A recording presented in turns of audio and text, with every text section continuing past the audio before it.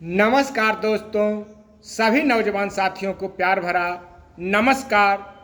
आदरणीय माता पिता एवं गुरुजनों के आशीर्वाद के साथ अपनी सच्ची मेहनत और लगन के साथ कर दिखाइए कुछ ऐसा कि संपूर्ण मानव जाति करना चाहे आपके जैसा।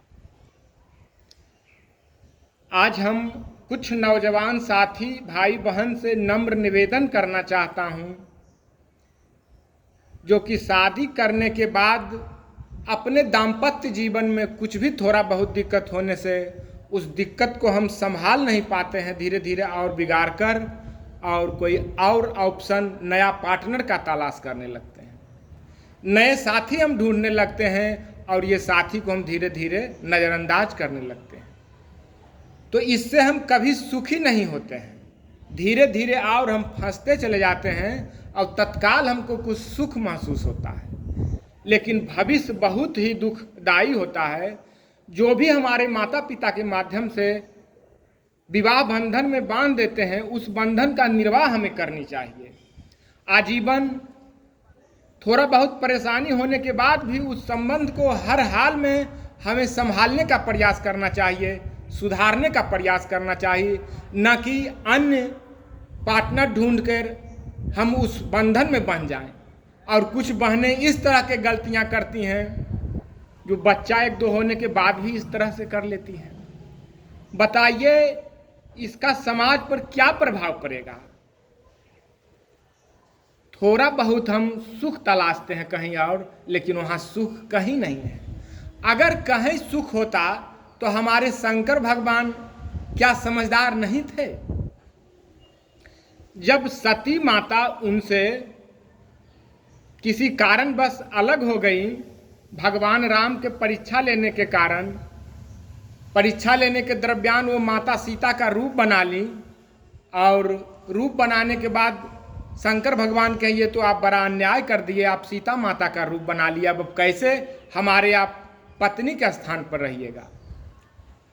और आजीवन वो अलग हो गई और एक माँ के स्थान पर रहीं और पूरे जीवन शंकर भगवान कहीं और भी तो शादी कर सकते थे।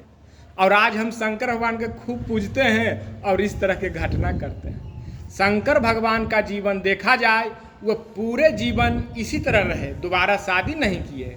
हाँ, वही सती जब अगले जन्म में पार्वती के रूप लेकर आई तो उनसे फिर विवाह बंधन में बंधे, इस जन्म में कभी नहीं। लेकिन हम शंकर भगवान को पूजते हैं, पार्वती जी को पूजते हैं और उनसे ये शिक्षा लेनी चाहिए हमें कि जो भी माता पिता के माध्यम से हमें दाम्पत्य जीवन में बांध दिया जाता है उसका सही से निर्वाह किया जाए। और नए पार्टनर को ढूंढने में जितना हम मेहनत करते हैं, पुराने पार्टनर को उतने सुधारने में अगर मेहनत कर दिया जाए तो मैं पूरा आशा करता हूँ कि दाम्पत्य सुख में बीतेगा। और इसी तरह से करनी चाहिए। और कुछ इस तरह की गलतियां बहनें कर देती हैं, एक दो बच्चा होके कहाँ से कहाँ चली जाती है, कहाँ से कहाँ चली जाती है। और कुछ इसका खूब शान से प्रचार करते हैं, को फलने जगह से आ गई तो चिलने जगह चली गई। अरे ये शर्म की बात है, इसको प्रचार करने की बात नहीं है। इस बात को दबाया जाए, सुलझाया जाए और जो भी बहन भाई इस तरह की गलती करते हैं उसको सुधारने का पूरा प्रयास किया जाए, उसमें बढ़ावा नहीं दिया जाए। और जो भी इसमें बढ़ावा यदि देते हैं तो आप फील कीजिए कि यदि आपके घर में ऐसा हो, परिवार में हो, आपके बहन के साथ हो, आप बीवी का आपका इस घटना करे तो कैसा महसूस होगा। आप पूरा ग्लानि महसूस कीजिएगा, आप पूरा आहत दुखी रहिएगा। तो इस तरह से कोई और भाई बहन के साथ हो रहा है, उनके साथ भी तो यही होता होगा। तो किसी भी घटना कहीं भी इस तरह का हो, उसे प्रचार प्रसार पूरे देश दुनिया में हम जो फैलाने का कार्य करते हैं, अरे ये शान का काम है। आप समझिए, किसी को सुधारने का प्रयास कीजिए, संभालने का प्रयास कीजिए। अन्यथा इस ढंग के घटना अगर हम प्रचार करते हैं तो संपूर्ण मानव जाति पर इसका क्या प्रभाव पड़ता है। नए भाई बहन क्या समझेंगे कि अरे वो कर लिया ऐसा तो चलिए, क्या होगा, हम भी इस तरह से। बहुत भाई बहन जो थोड़ा सा मिसयूज हैं उन्हें एक गलत प्रेरणा मिलेगा, गलत संदेश मिलता है। इसलिए इसका प्रचार नहीं करें और सुधारने का भरसक प्रयास करें। और हम हर एक नौजवान साथी से निवेदन और प्रार्थना करते हैं कि अपने भगवान राम का जीवन देखिए, सीता माता एन केन प्रकारेण भगवान से काफ़ी अलग रहे। वो भी दोबारा शादी कर सकते थे, लेकिन आजीवन एक ही पत्नी को पूजते रह गए पूरे जीवन, चाहे वो रावण के अशोक वाटिका में हो या गर्भकाल में जंगल में हो, कभी वो दोबारा शादी के लिए नहीं सोचे। और उस माता को हमेशा, माता सीता को हमेशा पत्नी के स्थान पर पूजते रहे, चाहे माता वो कहीं हो। तो इस बात को प्रचार प्रसार ज़्यादा नहीं किया जाए। जो भी भाई बहन इस तरह के घटना करती हैं या करते हैं कि अपने घर बार छोड़कर कहीं और चली जाती है, अपने पति को छोड़कर, अपने पत्नी को छोड़कर, 2-3 बच्चे को छोड़कर, अरे इससे क्या मिलेगा आपको भविष्य में? जो भी इस तरह घटना करती हैं, कई बहनें से हम मिले हैं, वो कभी सुखी नहीं। वो हमेशा कहती है कि उस दाम्पत्य को हम सुधारने का यदि प्रयास करते, लेकिन आज हम ये गलती कर चुके हैं, काफ़ी पछताती है बाद में। लेकिन नए नौजवान साथी भाई बहन को इस चीज़ का एहसास नहीं हो पाता है।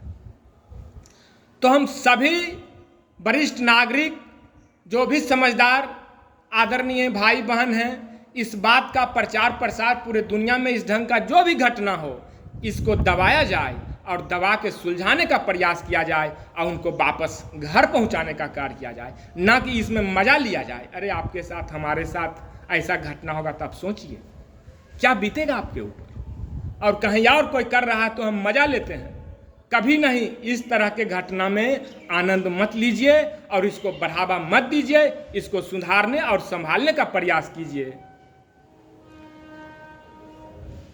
और इस पर पूरा ध्यान दीजिए इस बात को, और इस तरह से गलती हम कभी न करें। इसी के साथ आप सभी नौजवान साथी भाई बहन के, ये मेरा भाई का, आपका अपना भाई का ये नम्र निवेदन, थोड़ा इस पर विचार करते हुए अपने जीवन को सुलझाने और संभालने का और सजाने का प्रयास कीजिए। वह जीवन नहीं है जिसमें हम थोड़ा सुख के पीछे अपने परिवार को छोड़ दें, अपने घर बार को छोड़ दें, अपने माता पिता के सामान मान को छोड़ दें। अरे अगर प्यार करना है सच्चा तो अपने माता पिता से कीजिए, भगवान से कीजिए, जिससे कि जीवन सदा आनंद की ओर जाएगा। और इस प्यार से, वासनात्मक भाव के प्यार से जीवन हमेशा दुखमय हुआ है, नरकमय हुआ है। किसी का उदाहरण अब आसपास देश दुनिया में देखिए। तो प्यार, सच्चा प्यार करके आप सुखी तभी हो सकते हैं जब प्यार आप अपने माता पिता से कीजिए, अपने भगवान से कीजिए। इसी के साथ आप सभी नौजवान साथियों को प्यार भरा नमस्कार। जय हिंद, जय भारत।